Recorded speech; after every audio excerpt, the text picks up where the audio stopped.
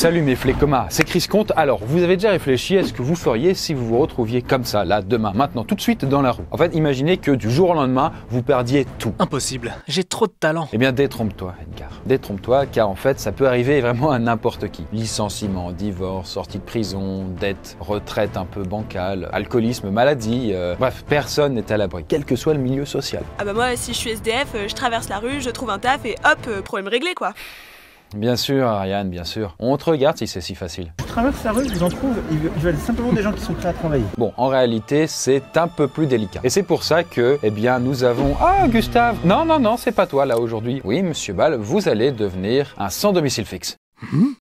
Et vous allez apprendre plein de choses sur le sujet si un jour ça vous arrive vous aussi. Comment boire et manger quand on est à la rue, ou dormir, ou alors trouver une aide fiable. Et surtout, quelles sont les solutions pour sortir de cette situation difficile? Comment survivre quand on est SDF?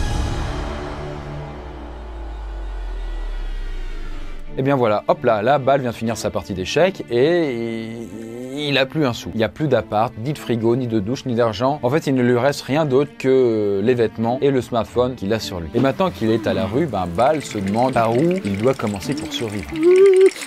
Bon, dès le début, la charge mentale est énorme pour lui. C'est-à-dire qu'il y a tellement de trucs à gérer, il n'est pas habitué, c'est comme quand vous apprenez à conduire. Je démarre, mais c'est plus pratique pour relancer. Il doit être à la fois dans le présent et gérer le merdier dans lequel il est, et en même temps le futur, qui est quand même très court-termiste. Il faut penser à la nuit qui arrive, aux prévisions météo, tout en cherchant à manger, à boire, etc.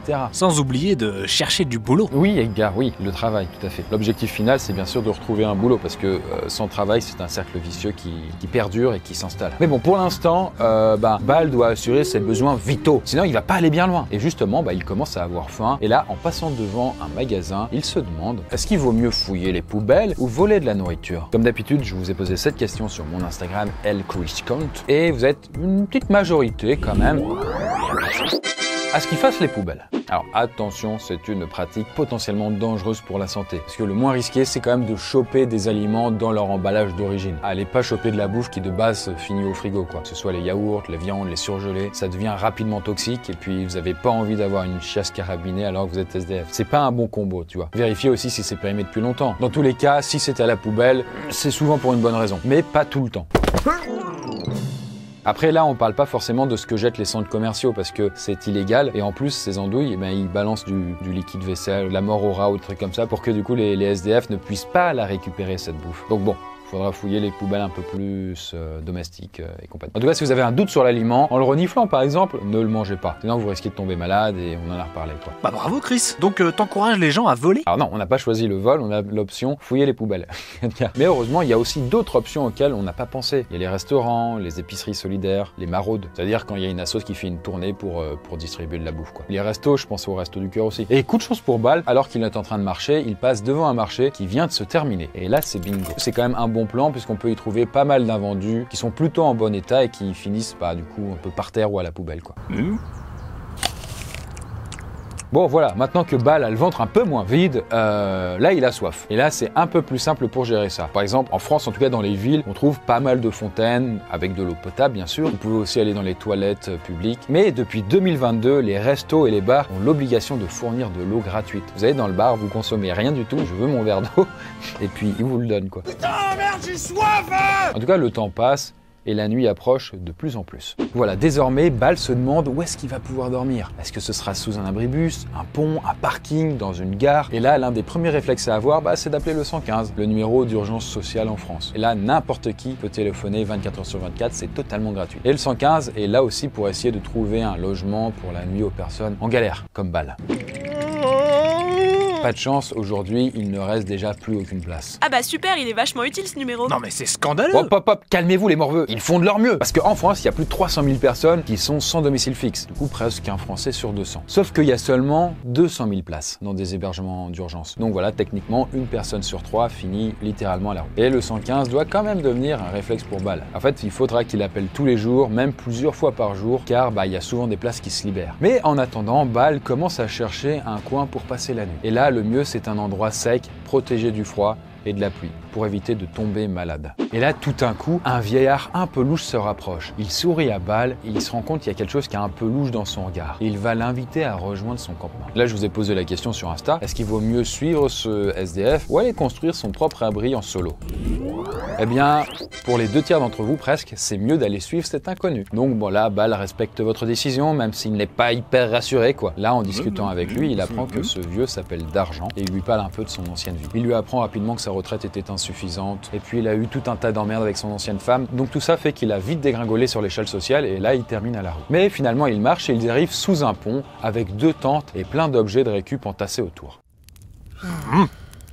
Et là, le vieillard, il prête généreusement sa 2e tente à Bal. Il a une tente d'amis, quoi. Non, en vrai, du coup, c'était une tente pour ranger son bordel. Donc là, Bal va se ranger un peu dans le bordel. En tout cas, dormir à la rue, c'est un calvaire. Marie, une véritable étudiante sans domicile fixe, raconte son expérience. C'est impossible de fermer les yeux. Il y a toujours une peur. Tu te demandes, est-ce que je vais me faire agresser ou pas? Et qu'est-ce qui va se passer? La nuit est hyper longue et froide. En tout cas, au moindre bruit, tellement il est craintif, Bal se réveille et se demande si la personne est venue pour l'agresser. Soyons sérieux 2 minutes. Ils vont lui voler quoi? Ses chaussettes? Alors, écoute, Bal n'a peut-être rien à perdre, mais le danger existe quand même. S'il lui reste quand même une chose, c'est sa vie. Que ce soit irrationnel ou pas, quand on est dans la rue, on est des cibles faciles. J'étais exposé à la violence, agression physique, menace de mort, tentative de vol. Mon corps ressentait le besoin de dormir, mais fermer les yeux m'exposait à devenir une proie. En fait, la plupart des sans-abri manquent de sommeil, et ce qui les rend encore plus stressés et en mauvaise santé. Heureusement, la nuit de Bal se passe bien, hormis quelques petits ronflements du vieillard à côté. Mais qui sont heureusement cachés par le bruit du périph'. Ça, c'est agréable. Eh bien voilà, quelques jours passent et Bal apprend plein de choses grâce au vieillard, à D'Argent, comme il s'appelle. En fait, il se rend compte qu'il faut être extrêmement bien organisé quand on vit dans la rue. C'est fou, c'est fou. En fait, il faut arriver à l'heure, à tel rendez-vous, à telle distribution de nourriture. On a l'impression qu'il est au boulot.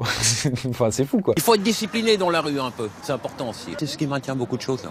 Les horaires aussi. Par exemple, pour recharger son téléphone et avoir du Wi-Fi, le mieux c'est d'aller dans les gares, des commerces ou même des associations. Chris, tu penses vraiment que c'est une priorité les portables? Bah en fait, contrairement à ce qu'on peut penser, 80% des SDF ont un téléphone. Et en vrai, c'est un outil hyper important dans leur quotidien. Par exemple, Bal s'en sert pour appeler le 115 tous les jours, garder aussi un lien social grâce au réseau, se distraire, garder le moral et faire plein de démarches administratives.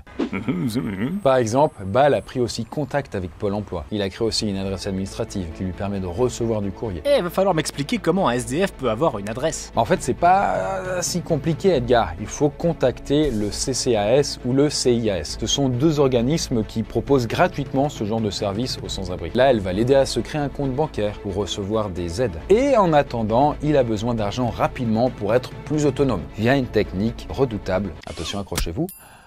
Faire la manche. Mais bon, il pourrait aussi accepter une proposition obscure qu'un inconnu lui a faite. Une sorte d'histoire de braquage, de drogue. C'était pas très clair quand il lui a raconté. Et du coup, je vous ai posé la question, qu'est-ce qu'il doit faire? Et en très grande majorité, 4 personnes sur 5 quand même, mieux vaut faire la manche plutôt que commencer à verser dans les trucs louches, quoi. Mais étonnamment, il y a que 14% des SDF, c'est vraiment pas beaucoup, qui font régulièrement la manche. Comme quoi, entre guillemets, se rabaisser à ça, c'est difficile. Et quand on a l'impression que tous les SDF font probablement la manche tous les jours, c'est juste un biais. Forcément, on se rappelle de ceux qui viennent nous aborder de manière plus ou moins élégante, ou alors qu'on voit passer dans la rue, et pas de tous les autres qui n'osent pas le faire, ou pas aussi souvent. Mais je vous dirai après ce que font les autres pour gagner de l'argent. En tout cas, plus on reste longtemps à faire la manche, et plus on peut recevoir de l'argent. Et les mendiants les plus endurants peuvent rester 10 à 15 heures par jour à faire la manche.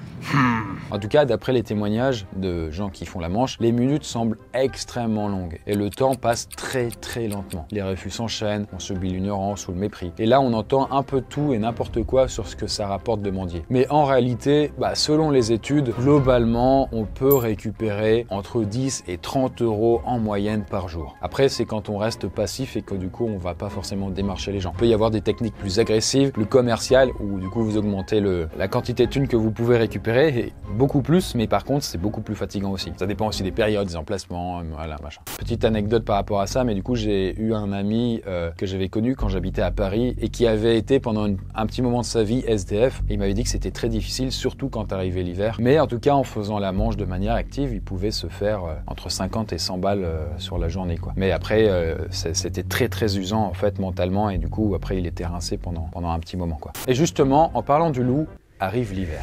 Et bien voilà, 6 mois plus tard, Bal doit affronter l'hiver. Et là, c'est la période de l'année la plus redoutée par ceux qui vivent dehors. Le froid fatigue énormément et fait perdre beaucoup de calories. Donc, Bal a encore plus faim qu'avant. Le vent, la pluie, la neige, ça rend la vie quand même de Bal encore plus difficile, quoi.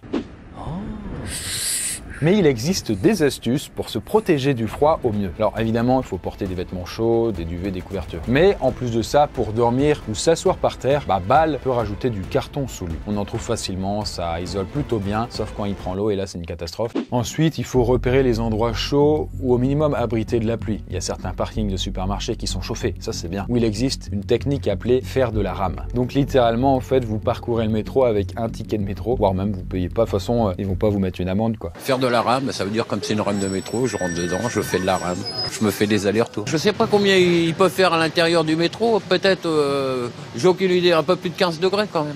Hein, bon, l'extérieur, il fait quand même moins 2 là en ce moment. Bref, en tout cas, depuis 6 mois, Bâle continue d'envoyer des candidatures pour travailler. Alors ça n'aboutit pas, hein, le marché du travail est difficile. Mais en attendant, les gens donnent un peu plus d'argent en hiver. Probablement que du coup, leur conscience morale est un peu plus tiraillée, on va dire. Donc Bâle arrive à tenir, malgré tout. Oh, regardez, il y a Gustave qui passe. On va voir combien de thunes il va lui donner. Ok. Oh l'enfoiré, il l'a même pas calculé. Ouais, non mais excusez-le, je crois qu'il a une expérience hyper importante à mener. Il y en a qui bossent. Il y en a qui bossent là. Et là, un jour, Bâle découvre un chiot abandonné dans la neige. Alors déjà, il cherche à qui il appartient, mais le chiot n'a pas de collier, personne ne le cherche. Selon vous, vaut-il mieux manger le chiot cru ou cuit? Ah non, pardon. Non, vaut-il mieux adopter ce chiot ou le ramener à la SPA? Eh bien, pour les 2 tiers d'entre vous, Bâle doit l'adopter. En même temps, avoir un chien permet quand même de se sentir moins seul, de se tenir plus chaud en hiver. Et puis Bâle se sentira un peu plus en sécurité contre les agressions et les vols. Je veux pas faire le rabat-joie, mais ça va surtout lui coûter du pognon. Alors c'est vrai, Edgar, c'est vrai. Il va devoir le nourrir et s'en occuper correctement. Et en plus, avoir un chien, ça peut repousser les gens. Après savoir, là c'est un chiot, ça a l'air mimi. Pour l'instant, peut-être que du coup il aura un bonus de don, on sait pas. Mais s'il devient gros et agressif, qui se transforme en punk à chien, là peut-être que ça fera l'effet inverse. Faut voir. Bâle suit votre conseil et il adopte le chiot et il décide de l'appeler Balou. Voilà. Mais bon, l'hiver c'est également la période où les SDF ont le plus de problèmes de santé. Et malheureusement, ceux qui vivent dans la rue perdent souvent le réflexe d'aller chez le médecin, quoi. Pourtant, en vrai, en France, il existe des aides spécifiques, que ce soit l'aide médicale de l'État ou même celle permanente d'accès aux soins de santé. Bref, il y a pas mal de services qui permettent d'être soignés gratuitement. Tous les liens sont en description de vidéo, si ça vous intéresse. Mais heureusement, Bâle ne passe plus toutes ses nuits dehors grâce au 115 et au SIAO, qui est un autre service de l'État. Par contre, certes, il dort plus dehors, mais ça change tout le temps. Bâle ne sait jamais d'ailleurs où il passera la prochaine nuit. Il ne trouve pas toujours de place. En tout cas, voilà, le temps passe et Bâle survit sans domicile fixe depuis maintenant 1 an. Du coup, félicitations. Non. En tout cas, ça l'a bien endurci. Il a connu la faim, la soif, la solitude, la déprime. Mais l'hiver est terminé. Par contre, mauvaise nouvelle, le vieillard avec qui il était un jour a disparu, sans laisser de traces. Est-ce qu'il est allé mourir dans un coin? Est-ce qu'il a été balancé dans la flotte? Est-ce qu'il a préféré aller ailleurs sans le prévenir? En tout cas, en allant dans sa tente, il a trouvé un simple message mystérieux qui disait: Cher Bâle, on se retrouve dans l'autre monde, signé d'argent, PS. Et tu sais que je parle pas de la mort, imbécile. Bon, très mystérieux comme message, très mystérieux, ouais. Peut-être que vous aurez une explication quand vous lirez le roman que je suis en train d'écrire, Noisuli. En tout cas, si D'Argent avait cassé sa pipe, je sais pas si c'est le cas, en vrai, c'est quand même une réalité. Faut savoir que l'espérance de vie d'un Français normal est de 82 ans. Mais pour une personne SDF, ce n'est que de 49 ans. Du coup, clairement, D'Argent était un peu en sursis. Et peut-être que Bâle est le prochain sur la liste. D'ailleurs, on n'a pas encore parlé d'hygiène, mais quand on vit dans la rue, c'est très important de se laver pour rester en bonne santé. Sinon, les pieds et les mains noircissent, les dents s'abîment, le corps s'infecte. En fait, selon les villes, on peut se laver et faire sa lessive dans les fontaines, les toilettes publiques ou même certains cafés. Mais Bâle profite aussi des douches dans les centres d'hébergement et dans certaines associations. Et après 1 an de galère, là, il touche enfin le RSA. Et en parallèle de ça, d'ailleurs, il va pouvoir faire un séjour dans un centre de réinsertion. Ces centres-là, en fait, ce sont des endroits qui hébergent les personnes en difficulté et qui les aident à réintégrer la société. Et justement, côté boulot, là, Bâle a essuyé des centaines de refus. Les employeurs, quand vous leur dites votre passé, quand il manque 8 ans sur un CV, ils font un peu la grimace. Donc le plus dur, c'est ça, il y aura toujours cette étiquette. Mais heureusement, grâce à Pôle emploi, il a suivi une petite formation pour être un agent d'entretien. Et la bonne nouvelle, il vient d'être embauché pour nettoyer les locaux d'une entreprise. Waouh, quelle chance exceptionnelle. Alors je pense, Edgar, que si t'étais à sa place, tu serais vraiment content. Surtout après 1 an de galère. Après, c'est un petit boulot qui est pas facile, mais c'est clairement mieux que faire la manche. Et là, au moins, il retrouve une certaine dignité, ce qui est quand même essentiel. Mais il n'est pas pour autant encore tiré d'affaire. En fait, il faut savoir qu'environ 1/4 des SDF ont un travail.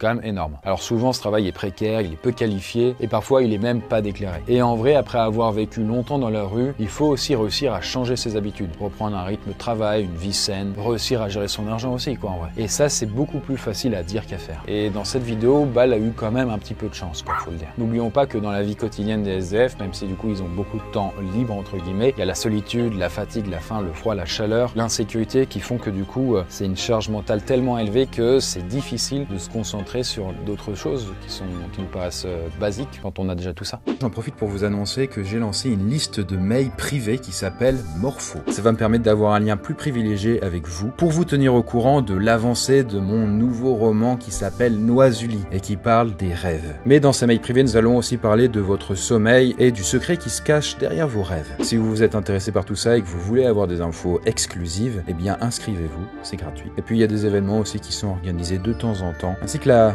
possibilité de participer d'une manière ou d'une autre à la création du roman. Et bien en tout cas voilà la Poiscaille, si vous avez déjà été sans abri, n'hésitez pas à témoigner en commentaire. D'ailleurs il est très probable que sur le nombre de personnes qui regardent la vidéo, il y a des personnes SDF. C'est une situation qui est clairement peu enviable, qui montre aussi les limites de notre système. En tout cas, il faut peut-être se dire qu'un jour, peut-être plus dans ce système-là qu'on connaît, mais dans un autre, la notion même d'être SDF et dans la rue n'aura plus aucun sens. Tout comme il y a quelques siècles, les gens crevaient vraiment de faim avec les famines en France et maintenant du coup c'est quasiment impossible. Peut-être que ce sera aussi le cas pour les gens qui vivent dans la rue. Il faut juste laisser le temps au temps d'agir. Même le temps n'a pas le temps pour le temps. Sur ce, moi je vous retrouve dans une prochaine vidéo.